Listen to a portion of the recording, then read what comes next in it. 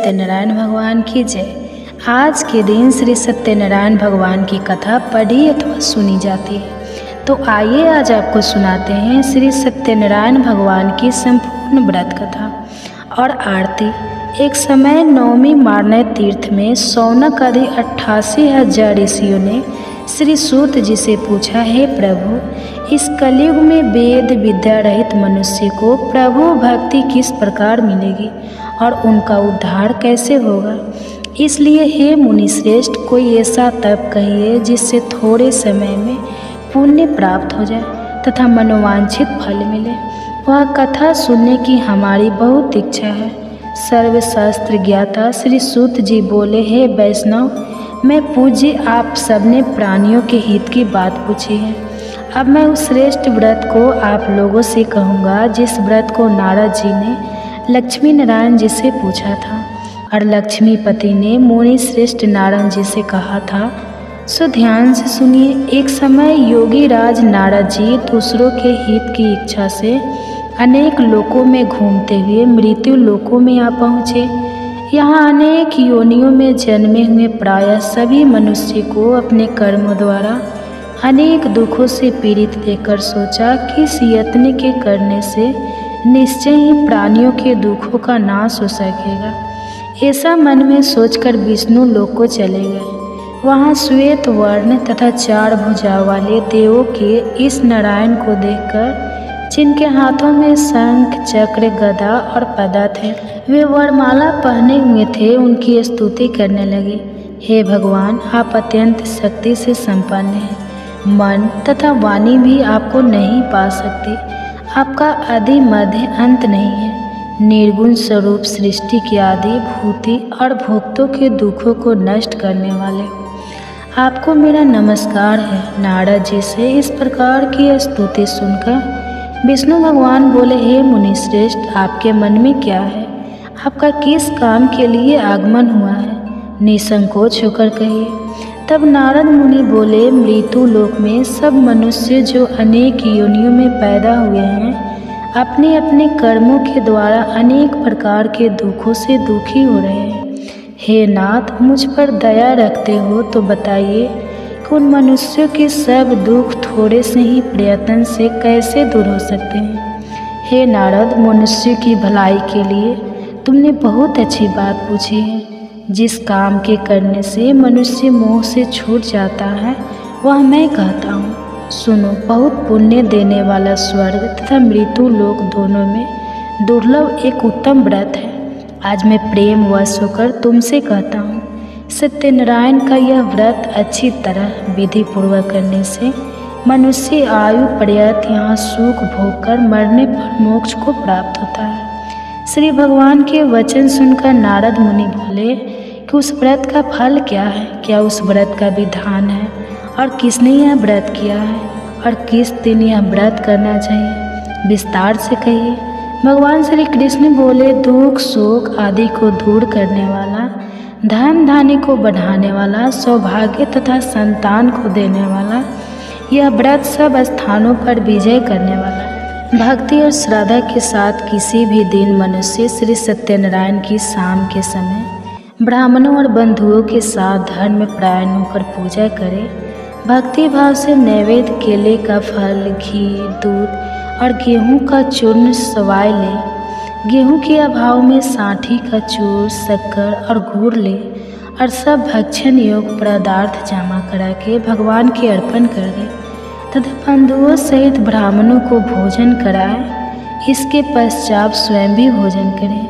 नृत्य गीत आदि का आचरण करके भगवान सत्यनारायण का स्मरण करते हुए समय व्यतीत करें। इस तरह व्रत करने पर मनुष्यों की सभी इच्छा निश्चय ही पूरी होती है। विशेषकर कली काल में भूमि पर यही मोक्ष का सरल उपाय है। इसके प्रसंग में सूत जी बोले, हे ऋषियों, जिसने पहले समय में इस व्रत को किया है इसका इतिहास कहता हूँ। ध्यान से सुनो। सुंदर काशीपुर नगरी में एक अत्यंत निर्धन ब्राह्मण रहता था। वह भूख और प्यास से बेचैन हुआ नित्य पृथ्वी पर घूमता था। ब्राह्मणों से प्रेम करने वाले भगवान ने ब्राह्मण को दुखी देखकर बूढ़े ब्राह्मण का रूप धारण करके उसके पास जाकर आदर के साथ पूछा, हे विप्र, नित्य दुखी हुआ पृथ्वी पर क्यों घूमते हो? हे श्रेष्ठ ब्राह्मण, यह सब मुझको कहो, मैं सुनना चाहता हूँ। ब्राह्मण बोला, मैं निर्धन ब्राह्मण हूँ, भिक्षा के लिए पृथ्वी पर फिरता हूँ। हे भगवान, यदि आप इसका उपाय जानते हो तो कृपा करके कहो। वृद्ध ब्राह्मण बोला कि सत्यनारायण भगवान मनवांछित फल देने वाले हैं, इसलिए हे ब्राह्मण, तू उनका पूजन कर, जिसके करने से मनुष्य सब दुखों से मुक्त होता है। ब्राह्मण को व्रत का सारा विधान बताकर बूढ़े ब्राह्मण का रूप धारण करने वाले सत्यनारायण भगवान अंतर्ध्यान हो गए। जिस व्रत को वृद्ध ब्राह्मण ने बताया है, मैं उसको करूँगा। यह निश्चय करने पर उसे रात में नींद भी नहीं आई। वह सवेरे उठकर सत्यनारायण के व्रत का निश्चय करके भिक्षा के लिए चला गया। उस दिन उसको भिक्षा में बहुत धन मिला, जिससे बंधु बांधव के साथ उसने सत्यनारायण जी का व्रत किया। इसके करने से वह ब्राह्मण सब दुखों से छूटकर अनेक प्रकार की संपत्तियों से युक्त हो गया। उस समय से वह ब्राह्मण हर मास व्रत करने लगा। इस तरह सत्यनारायण भगवान के व्रत को जो करेगा वह सब पापों से छूटकर मोक्ष को प्राप्त होगा। आगे जो पृथ्वी पर सत्यनारायण का व्रत करेगा वो मनुष्य सब दुखों से छूट जाएगा। सूत जी ऋषियों से बोले कि इस तरह नारद जी ने नारायण का कहा हुआ यह व्रत मैंने तुमसे कहा। हे विप्रो, मैं अब और क्या कहूँ? तब ऋषि बोले, हे मुनीश्वर, संसार में इस ब्राह्मण से सुनकर किस किसने इस व्रत को किया, हम वह सभी सुनना चाहते हैं। इसके लिए हमारे मन में बहुत श्रद्धा है।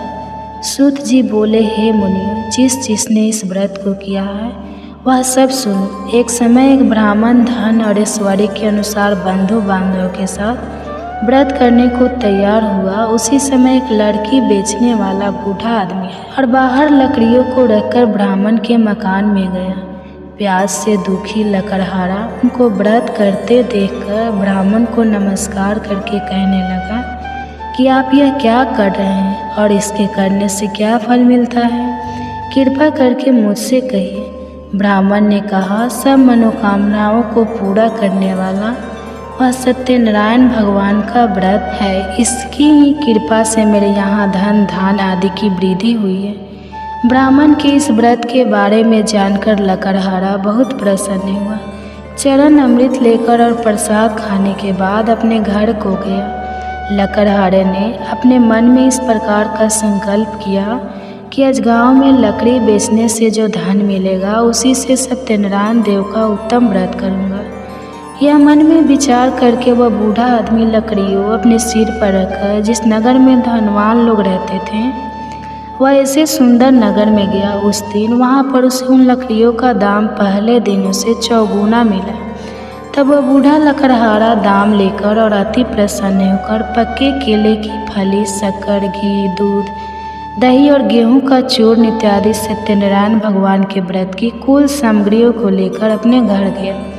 फिर उसने अपने भाइयों को बुलाकर विधि के साथ भगवान जी का पूजन और व्रत किया। उस व्रत के प्रभाव से वह बूढ़ा लकड़हारा धन पुत्र आदि से युक्त हुआ और संसार के समस्त सुख भोगकर बैकुंठ को चला गया। श्री सूत जी बोलते हैं कि हे श्रेष्ठ मुनियों, अब आगे की कथा कहता हूँ, सुनो। पहले समय में अलकामुख नाम का एक बुद्धिमान राजा था। वह सत्य वक्ता और जितेंद्रिय था। प्रतिदिन देव स्थानों पर जाता तथा गरीबों को धन देकर उनके कष्ट दूर करता था। उसकी पत्नी कमल के समान मुख वाली और सती साध्वी थी। भद्रशिला नदी के तट पर उन दोनों ने श्री सत्यनारायण भगवान का व्रत किया। उस समय में वहाँ एक साधु वैश्य आया। उसके पास व्यापार के लिए बहुत सा धन था। वह नाव को किनारे पर ठहराकर राजा के पास आ गया और राजा को व्रत करते हुए देखकर विनय के साथ पूछने लगा, हे राजन, भक्ति युक्त चित्त से यह आप क्या कर रहे हैं? मेरी सुनने की इच्छा है, सो आप यह मुझे बतलाइए। राजा बोला, हे साधु, अपने बांधव के साथ पुत्र आदि की प्राप्ति के लिए महाशक्तिमान सत्यनारायण भगवान का व्रत और पूजन किया जा रहा है। राजा के वचन सुनकर साधु आदर से बोले, हे राजन, मुझसे इसका सब विधान कहो, मैं भी आपके कथन अनुसार इस व्रत को करूँगा। मेरे भी कोई संतान नहीं है और इससे निश्चय ही हो जाएगी। राजा के सब विधान सुनकर व्यापार से निर्मित हो वह आनंद के साथ घर गया। साधु ने अपनी स्त्री से संतान देने वाले उस व्रत का समाचार सुनाया और कहा कि जब मेरे संतान होगी तब मैं इस व्रत को करूँगा। साधु ने ऐसे वचन अपनी स्त्री लीलावती से कहे। एक दिन उसकी स्त्री लीलावती पति के साथ आनंदित होकर सांसारिक धर्म में प्रवृत्त होकर सत्यनारायण भगवान की कृपा से गर्भवती हो गई तथा 10वें महीने में उसके एक सुंदर कन्या का जन्म हुआ। दिनों दिन वह इस तरह बढ़ने लगी जैसे शुक्ल पक्ष का चंद्रमा बढ़ता है। कन्या का नाम कलावती रखा गया। तब लीलावती ने मीठे शब्दों में अपने पति से कहा कि जो आपने संकल्प किया था भगवान का व्रत करूँगा, अब आप उसे करिए। साधु बोला, हे प्रिय, इसके विवाह पर करूँगा। इस प्रकार अपनी पत्नी को आश्वासन देकर वह नगर को गया। कलावती प्रीत ग्रह में वृद्धि को प्राप्त हो गई। साधु ने जब नगर में सखियों के साथ अपनी पुत्री को देखा तो तुरंत दूत को बुलाकर कहा कि पुत्री के वास्ते कोई सुयोग्य देखिए। साधु की आज्ञा पाकर दूत कंचन नगर पहुंचा और वहां पर बड़ी खोज और देखभाल कर लड़की के लिए सुयोग्य वाणी कमल को देखकर साधु ने अपने बंधु बांधव सहित प्रसन्नचित्त अपनी पुत्री का विवाह उसके साथ कर दिया। किंतु दुर्भाग्य से विवाह के समय भी उस व्रत को करना भूल गया। तब श्री भगवान क्रोधित हो गए और श्राप दिया कि तुम्हारे दारुण दुख प्राप्त होगा। अपने कार्य में कुशल साधु बनिया जमाता सहित समुद्र स्थित रतनपुर नगर में गया और वहाँ दोनों ससुर जमाई चंद्र केतु राजा उस नगर में व्यापार करने लगे।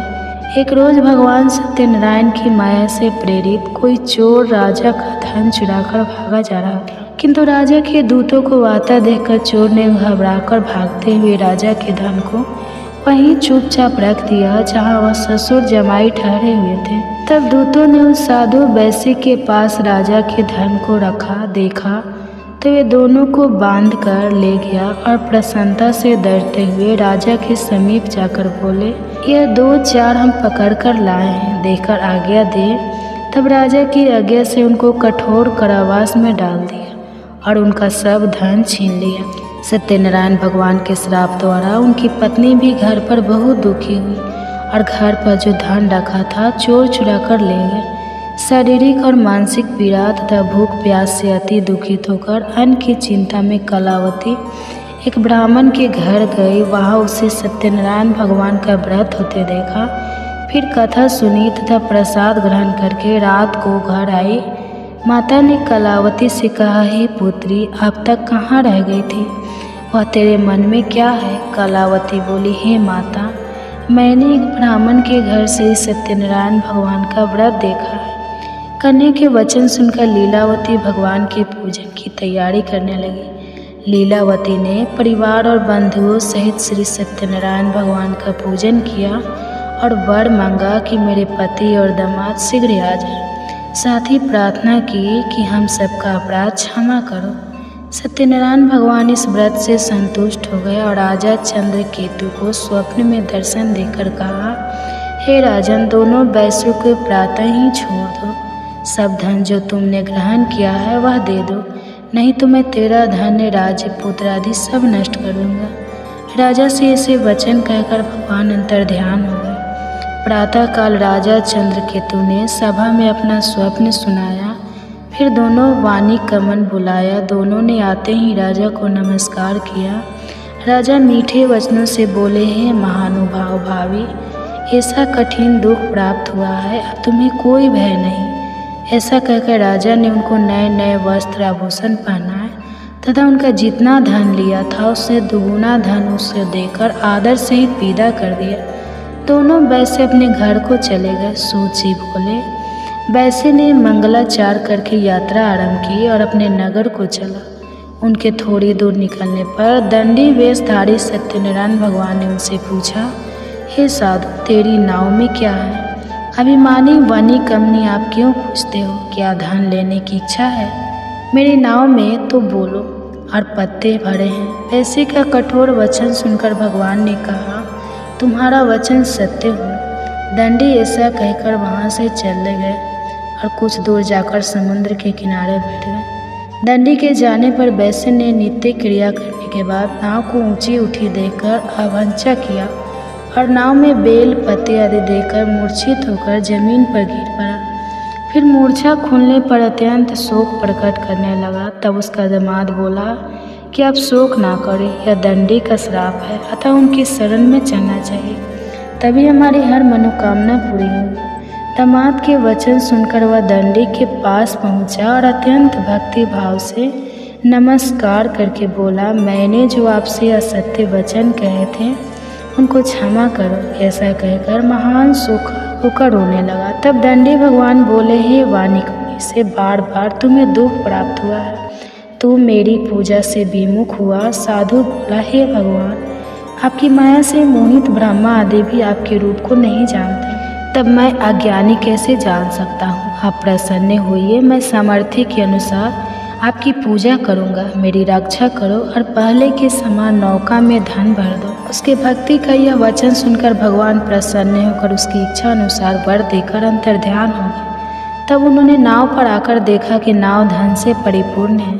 फिर भी वह भगवान सत्यनारायण का पूजन कर साथियों सहित अपने नगर को चला। अब अपने नगर के निकट पहुंचा, तब दूत को घर भेजा। दूत ने साधु के घर जाकर उसकी स्त्री को नमस्कार करके कहा कि साधु, अपने दामाद सहित इस नगर के समीप आ गए हैं। ऐसा वचन सुनकर साधु की स्त्री ने बड़े हर्ष के साथ सत्यदेव का पूजन कर पुत्री से कहा, मैं अपने पति के दर्शन को जाती हूँ, तू कार्य पूरा करके शीघ्र आ।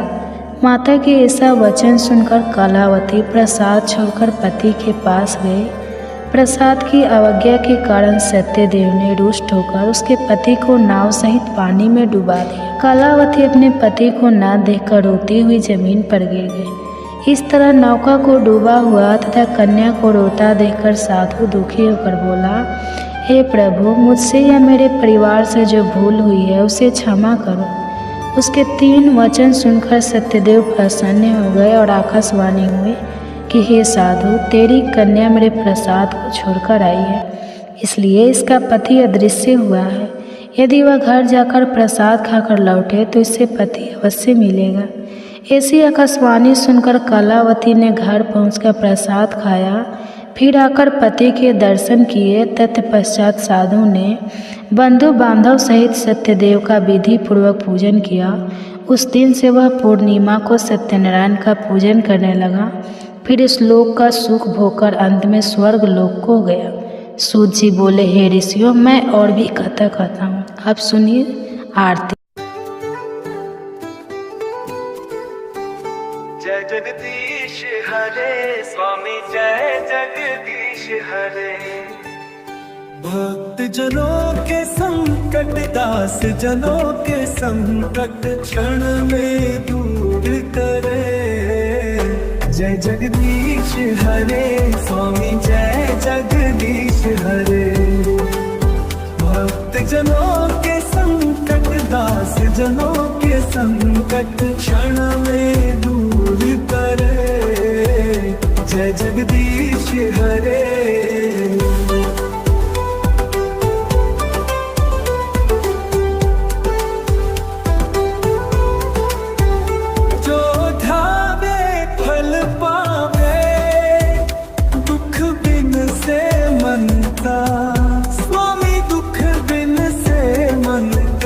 सुख संपत्ति घर आवे, कष्ट मिटे तन का। जय जगदीश हरे स्वामी, जय जगदीश हरे। जो ठावे फल पावे, दुख बिन से मन का। स्वामी दुख बिन से मन का, सुख संपत्ति घर आवे, कष्ट मिटे तन का।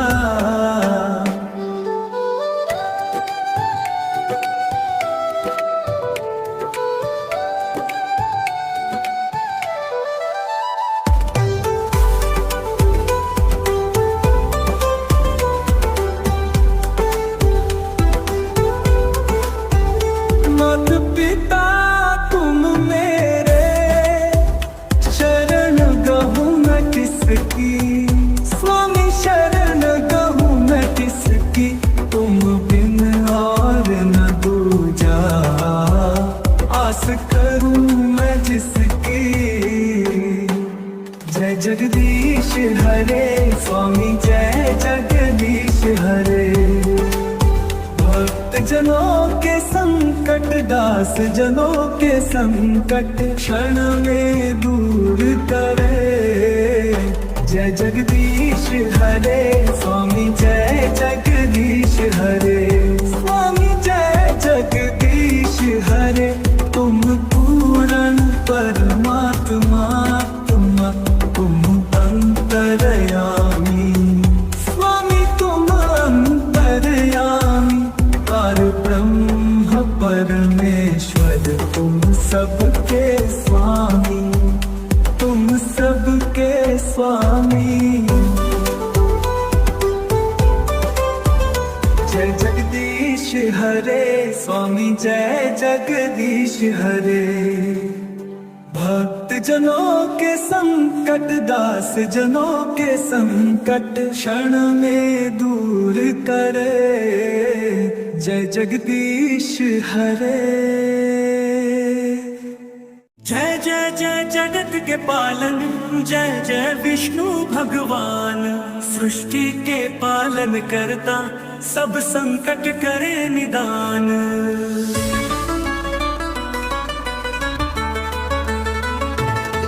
जय विष्णु भगवान जग प्यारे। सतयुग त्रेता द्वापर तारे। युग में भी नाम तुम्हारा सुखदाई सब संकट हारा। शेष नाग पर शयन बनाए धरती को निज रूप दिखाए। जल के भीतर रूप निराला नारायण अवतार संभाला। जय विष्णु भगवानन जय जय विष्णु भगवान। सृष्टि के पालन करता सब संकट करे निदान।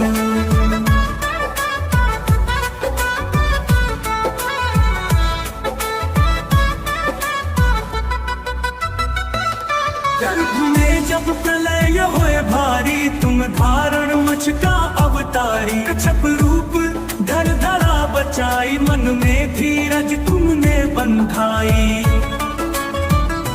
जय विष्णु भगवर बर पारे। सतयुग त्रेता द्वापर तारे। कलयुग में भी नाम तुम्हारा सुखदाई सब संकट हारा। शेष नाग पर शयन बनाए धरती को निज रूप दिखाए। जल के भीतर रूप निराला नारायण अवतार संभाला। शेष नाग पर शयन बनाए धरती को निज रूप दिखाए। जल के भीतर रूप निराला नारायण अवतार संभाला नारायण अवतार संभाला।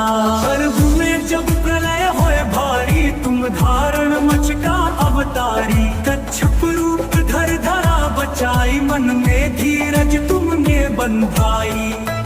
वराह रूप धर जब तुम आए धरती को फिर ऊपर लाए। नृसिंह रूप जब तुम आए प्रहलाद को सदा सुख पाए। वामन रूप धर बल संहारे। विक्रम रूप से 3 पग तारे। राम बन कर रावण मारा। लक्ष्मण संग सीता उबारा। श्री कृष्ण बन धरती पर आए। कंस चाणूर शिशुपाल हराए। महाभारत में अर्जुन साथी गीता का ज्ञान दिया अनुपम रथी। सुदर्शन चक्र तुम्हारा प्यारा जिस पर संकट आए सहारा। गरुड़ वाहन तेज तुम्हारा संसार का पालन तुम्हारा। विष्णु चालीसा जो पढ़े मन में धर विश्वास। सुख शांति और संपत्ति पाए मिटे सभी संताप। श्री विष्णु जी की कृपा सभी पर बनी रहे।